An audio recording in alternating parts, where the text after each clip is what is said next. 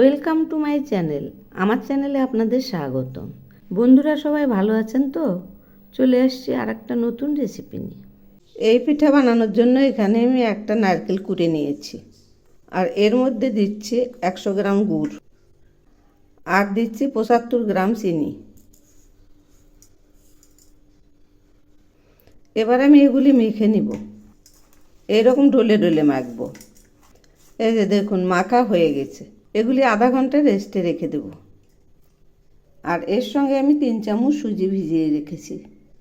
এবার আমি কড়াইয়ে ওই নারকেল কোড়াগুলো দিয়ে দিচ্ছি। আধা ঘন্টা পর এই রকম হয়েছে, একটু জল জল হয়েছে। এখন আমি একটু নেড়ে দিচ্ছি। দিচ্ছি 1 বাটি লিকুইড দুধ,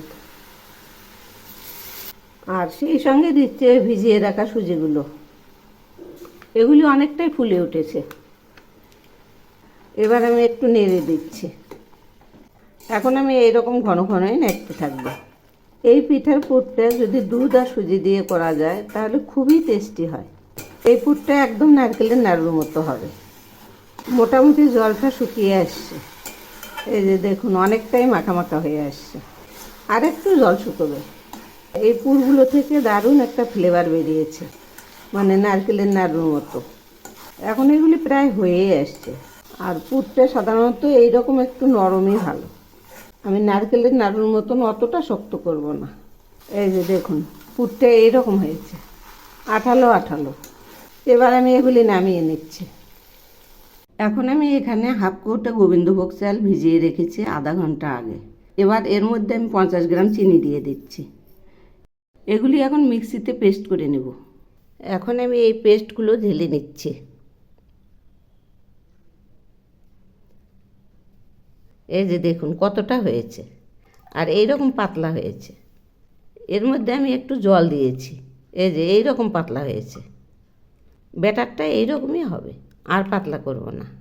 এবার আমি একটা ননস্টিকের কড়াই বসিয়েছি। এর মধ্যে সামান্য একটু তেল দিলাম, আর একটা বেগুন এইরকম করে কেটে নিয়েছি। এই বেগুনটা দিয়ে এইভাবে ছড়িয়ে দিচ্ছি। এরকম করে পুরোটাতেই ছড়িয়ে দেব।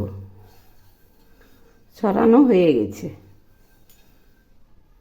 প্যান গরম হয়েছে। এখন আমি ব্যাটারটা ছড়িয়ে দিচ্ছি। এই যে দেখুন, এইরকম করে পাক ঘুরিয়ে দেব।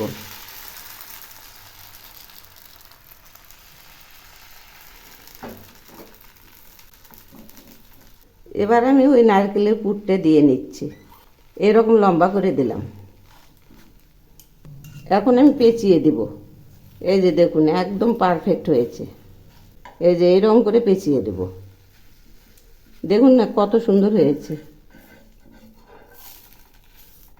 এই যে এই পাশটা একটু ফাঁকা আছে।